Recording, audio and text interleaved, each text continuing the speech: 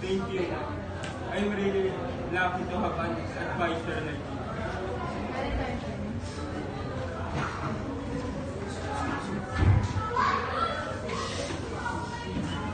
The next day, Jethro rushed to know what happened to James.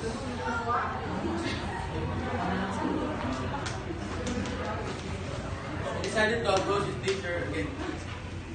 Morning, Mom. May I know what happened? Jethro, sad to say, but James lost his son. And I think I need to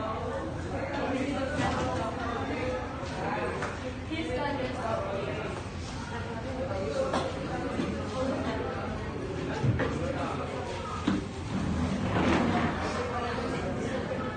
After the classes, Jethro walked to go to James' house, seeing him sitting in a chair only by himself. Hello, Jethro. I'm just moving on from these bad things that happened past days. Heard about your grandfather. So sorry about your loss. Sorry also. Fine, you have your own life to work.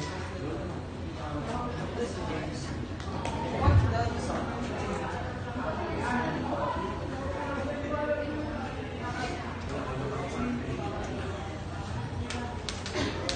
When you weren't around, it felt like there was a piece of me that's missing.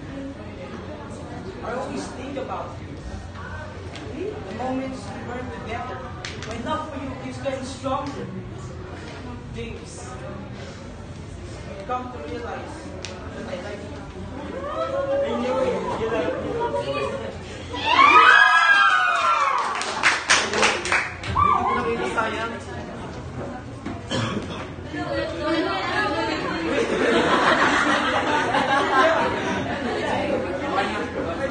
As they faced the inevitable obstacle and judgment from others, James and Jethro decided to confront the world hand in hand. The love they share becomes a testament of the resilience of genuine connection and beauty that never arises when two hearts find silence in each other. Jethro and James grew stronger. Their relationship, whether the story of judgment, once stated of gossip, became a symbol of resilience and steadfastness.